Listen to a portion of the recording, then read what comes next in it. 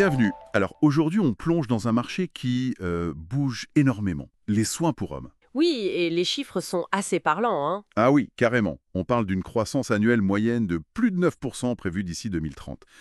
C'est énorme. C'est énorme et ça montre bien qu'on n'est plus du tout dans une niche. Le marché mondial pourrait frôler les 5,3 milliards de dollars d'ici 2027. Impressionnant. Ça réduit l'écart avec le marché féminin, même s'il reste plus grand, bien sûr. Exactement, et c'est ce qu'on va essayer de décrypter aujourd'hui en s'appuyant notamment sur une analyse de Beauty Matter. Qu'est-ce qui explique cette montée en puissance? C'est ça. Les moteurs, changements culturels, personnalisation, marketing, et puis les différences physiologiques aussi. Voilà, pourquoi ce secteur explose maintenant? Alors, allons-y. Le premier point, ça semble être un vrai changement. Culturel. Ah oui, clairement, les vieux stéréotypes, les soins c'est pas viril, tout ça. C'est fini ça, hein. Enfin, ça commence à l'être. Ça recule fortement. Comme le dit Colin Barron, qui est stratège chez Besselco, les mentalités évoluent et les réseaux sociaux, Instagram, TikTok, Ah oui, ça joue beaucoup, j'imagine. énormément. Voir des influenceurs hommes partager leur routine, ça normalise la chose. Et puis, le concept de self-care, de prendre soin de soi, Mhm. il est plus largement accepté par les hommes maintenant. Ça fait partie d'une démarche de bien-être, de santé globale. D'accord. Donc la culture change. Et ça se voit dans les achats. Est-ce qu'ils cherchent des produits spécifiques? C'est le deuxième point clé, la personnalisation. On voit une vraie demande pour des réponses ciblées. Ciblés, comment? Anti-âge, imperfection, ce genre de choses. Exactement. Et ça touche toutes les générations d'ailleurs. Et puis, il y a une base scientifique derrière ça. Le docteur Scott Garish, un médecin esthétique, le rappelle, la peau des hommes est différente. Ah oui, en quoi?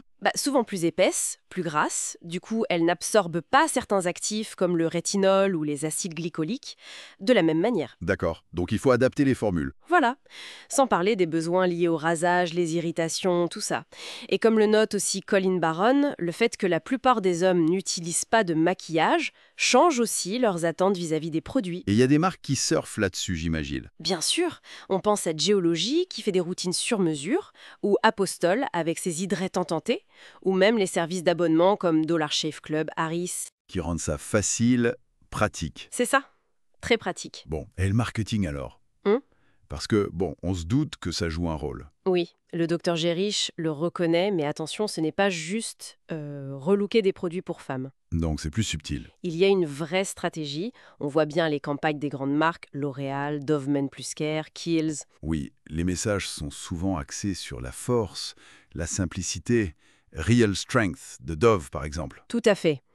Et puis, il y a l'effet célébrité. Ah, l'endossement par des personnalités connues. Exactement. Quand The Rock parle de sa crème hydratante ou qu'Idris Elba lance sa marque Sipple Labs, Hmm. ça aide à casser les derniers tabous. Ça rend le truc désirable, accessible. Voilà. Donc, si on essaie de faire la synthèse, On a quoi? Une convergence de facteurs? c'est exactement ça.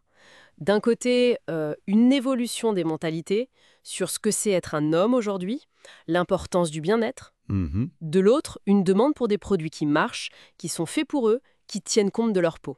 Et le tout poussé par un marketing intelligent. Et la reconnaissance des différences physiologiques réelles. C'est tout ça mis ensemble. Donc, pour résumer, cet essor des soins masculins, c'est du solide.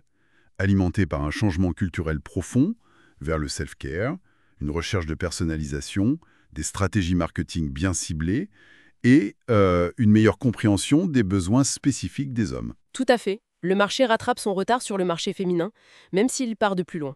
Il le rattrape à vitesse grand V, l'on dirait. C'est l'impression, oui. Et ça ouvre une question intéressante, pour finir. Ah, laquelle? Au-delà des crèmes et des sérums, comment cette évolution de la perception de la masculinité, de se prendre soin de soi au masculin, comment ça pourrait influencer d'autres secteurs, d'autres industries traditionnellement très genrées?